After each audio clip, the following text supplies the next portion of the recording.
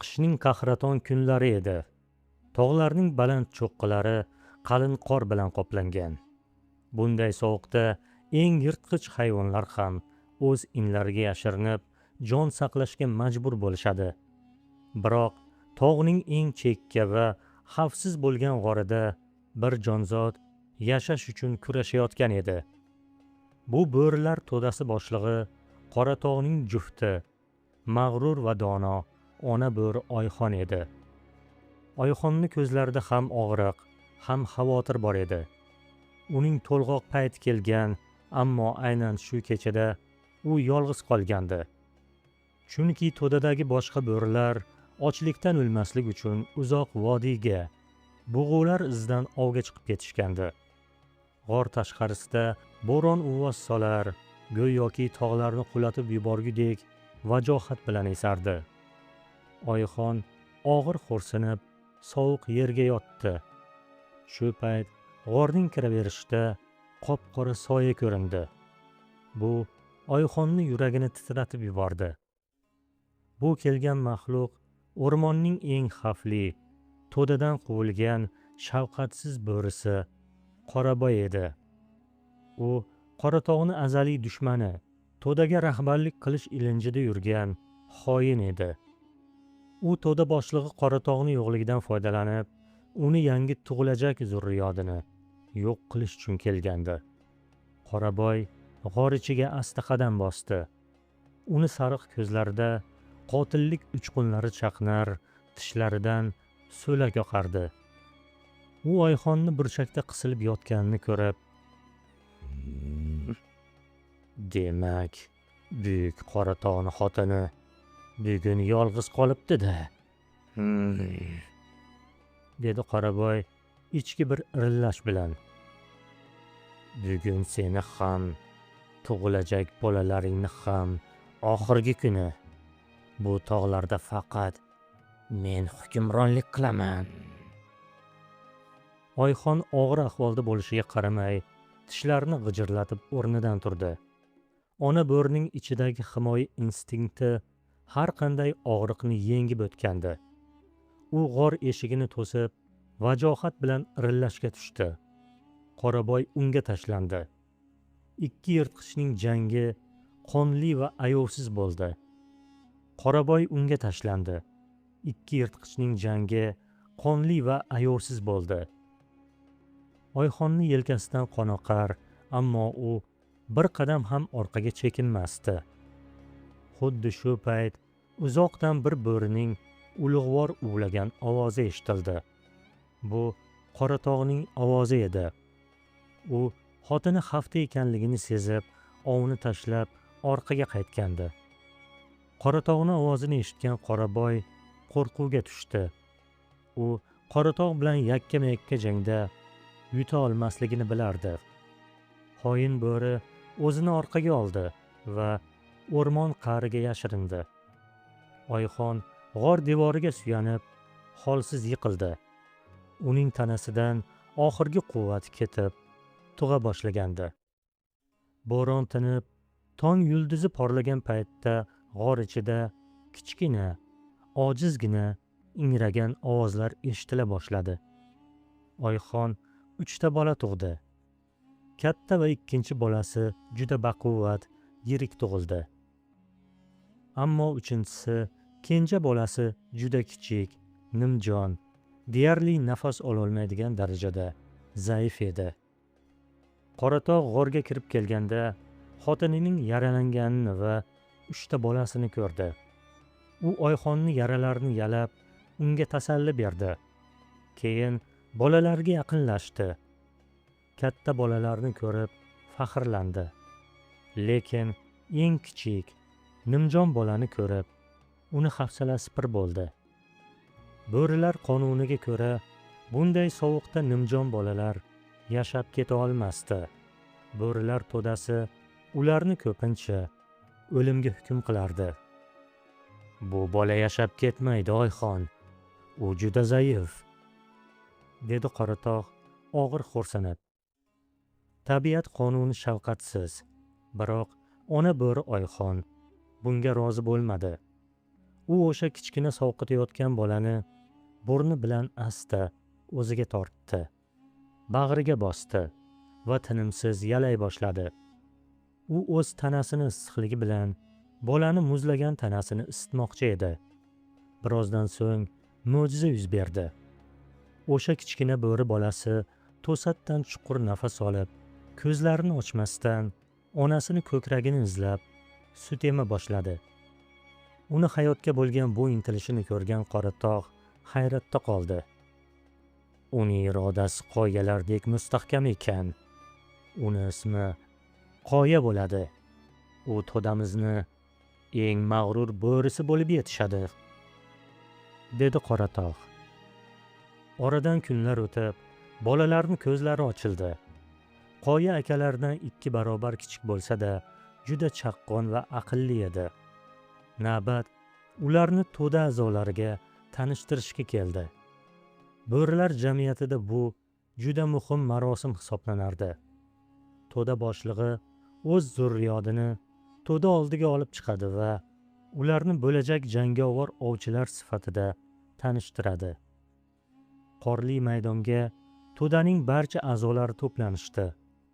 Keksa bo'rilar va yosh ovchi bo'rilar va urg'ochi bo'rilar davra qurishdi. Qoratog' va Oyxon bolalarni davra markaziga yetaklab kelishdi. Katta bolalar mag'rur turishar, bo'rilar to'dasi ularni olqishlab uvlashardi. Lekin navbat Qoyaga kelganda to'dadagi ba'zi yosh va tajovuzkor bo'rilar irillab norozilik bildirishdi. Ular orasida Qoraboyning eng yaqin sherigi Cho'tir ismli vahshiy bo'ri bor edi. Bu nimjon bola to'daga faqat yuk bo'ladi, dedi Cho'tir tishlarini ko'rsatib. Ov paytida u bizni orqaga tortadi. Bo'rilar qonuniga ko'ra to'dada zaiflar yashashga haqqi yo'q edi. Bo'rilar to'dasi 2ga bo'lindi. Ba'zilar Cho'tirni gapini ma'qullashdi. To'da boshlig'i Qoratog'ning obro'siga putur yeta boshlagandi. Agar u o'z bolasini himoya qila olmasa, rahbarlik taxtidan ayrilishi mumkin. Vaziyat juda keskinlashdi. Endigina tug'ilgan Qoyaning taqdiri qil ustida qolgandi. Qorli maydondagi sovuq shamol Cho'tirni shafqatsiz gaplaridan keyin yanada muzlab qolgandek bo'ldi. To'da boshlig'i Qoratog'ning sariq ko'zlariga qon quyildi. Vahshiy bo'ri Cho'tir to'daning ko'zi oldida nafaqat mitti Qoyani o'limga mahkum etayotgan, balki to'da boshlig'ining qaroriga qarshi chiqayotgandi. To'da 2ga bo'linib, yosh ovchi bo'rilar Cho'tir tarafga o'ta boshladi. Agar Qoratog' hozir chekinsa, bugun o'g'lidan, ertaga esa to'da boshlig'i degan ulug' nomdan ayrilishi aniq edi. Qoratog' bir qadam oldinga bosdi. Uni ulkan gavdasi, vajohatli turishi davradagi ba'zi bo'rilarni orqaga chekinishga majbur qildi. U Cho'tirni to'g'risida to'xtadi va tog'larni titratib irilladi. Cho'tir, sen to'da boshlig'i hukmiga qarshi chiqayapsanmi? Yoki ko'zingni qon qoplab, Qoraboyni soyasida turib, menga tish qayrayapsanmi? Bo'rilar qonunini menga o'rgatma. Bu bola zaif bo'lib tug'ilgan bo'lsa-da, u o'limni yengib o'tdi. Uni yuragida sen kabi xoinnikidan ko'ra kuchliroq iroda bor. Cho'tir o'z niyatidan qaytmoqchi emasdi. U to'dani yosh bo'rilari o'zini qo'llab-quvvatlayotganini ko'rib, yanada vahshiylashdi. Qonun hamma uchun qonun, Qoratog'. Agar bu bola to'dada qolsa, kuzdagi katta ovda bizga faqat xalaqit beradi. Men to'dani kelajagi uchun gapiryapman. Agar haq bo'lsang, qonun bo'yicha ish qil, dedi Cho'tir tishlarini g'ijirlatib. Bo'rilar to'dasida bunday keskin vaziyatni hal qilishni faqat bitta yo'li bor edi. Bu yakkama-yakka jang, qonli kurash qonuni edi. To'da boshlig'i o'z so'zini o'tkazish yoki da'vogarni jim qilish uchun u bilan maydonga tushish kerak edi. Ona bo'ri Oyxon xavotir bilan mitti qoyani bag'riga bosdi. U eri Qoratog'ning kuchiga ishonardi, ammo Cho'tir juda ayyor va shafqatsiz edi. Qolaversa, g'ordagi jangda Oyxonni yaralagan Qoraboy ham qayerdadir shu atrofdagi qoyalar ortida payt poylab turgan bo'lishi aniq edi. Qoratog' maydon markaziga chiqdi. "Qani kel, Cho'tir. Agar meni o'g'lim qoyani yashashga haqqi yo'q deb hisoblasang, buni men bilan jangda isbotla. Kim yengsa, qonun o'shaniki", dedi Qoratog' qahr bilan. Davra kengaydi. Barcha bo'rilar nafasini ichiga yutdi. Cho'tir vajohat bilan Qoratog'ning ustiga tashlandi. Ikki bahaybat bo'ri qor ustida ayqash-uyqash bo'lib ketishdi. Jang ayovsiz edi. Cho'tir chaqqonlik bilan Qoratog'ni bo'yniga tish botirishga harakat qilar. Qoratog' esa o'z tajribasi va vazni bilan raqibini yerga bosishga urinardi. Maydondagi oppoq qor qizil qonga bo'yaldi. Cho'tir bir amallab Qoratog'ni yelkasidan tishlab, bir parcha go'shtini uzib oldi. To'dadagi xoinlar uvvos solib, Cho'tirni qo'llab-quvvatlasha boshladi. Biroq to'da boshlig'i bo'lish uchun faqat kuch emas, buyuk matonat ham kerak edi. Qoratog' og'riqni sezmadi. Uni ko'z oldiga g'orda jon saqlab qolgan Nimjon o'g'li Qoya keldi. U qalbidagi na'ra bilan Cho'tirni bo'g'zidan oldi va uni qorga urib, oyog'i bilan ko'kragini bosdi. Cho'tir qimirlay olmay qoldi. Uni tomog'idan qon oqardi. Qoratog' uni o'ldirishi mumkin edi, lekin o'ldirmadi. U tishlarini Cho'tirni bo'g'zidan oldi-da, osmonga qarab qattiq uvladi. "Hukm o'qildi", dedi keksa bo'rilardan biri. "Qoratog' haq." Qoratog' yarador holda to'daga yuzlandi. "Qoya to'dada qoladi. Men unga 1 yil muddat beraman.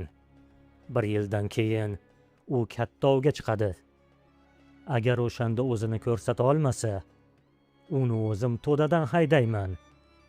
Ungacha hech kim unga tegmaydi", dedi Qoratog' Oyxonni bag'rida barcha voqealarni kuzatib turgan Nimjon Qoyaga qarab. To'da bu qarorga bo'ysunishga majbur bo'ldi. Mag'lub bo'lgan Cho'tir esa alam bilan ortga chekindi.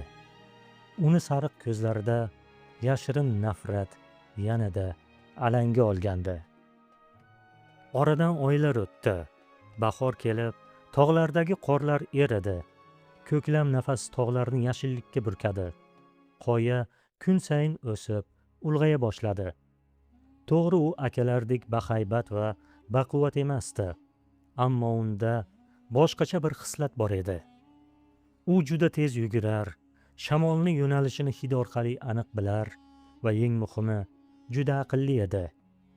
Otasi Qoratog' unga har kuni ov sirlarini, dushmandan himoyalanish yo'llarini o'rgatardi. "Qoya o'g'lim", derdi Qoratog' baland qoya ustida turib. "Bo'ri faqat tishi va oyog'i bilan bo'ri bo'lmaydi. Bo'rini asl kuchi uni sabri va aqlidadir. Sen dushmanni faqat kuch bilan emas, uni zaif tomonini topib yengishing kerak." Qoya otasini har bir so'zini diqqat bilan tinglardi. U o'zini zaifligini bilgani uchun akalari uxlab yotganda u uxlamasdi. Tog'larda yugurib, toshdan toshga sakrab, o'z tanasini chiniqtirardi. Biroq xavf hali chekinmagandi.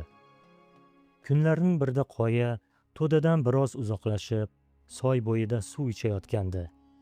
To'satdan atrofni begona hid qopladi va irillash ovozi eshitildi. Bu tog' tarafdan kelayotgan Cho'tir va uni ortida turgan asl xoin Qoraboy edi.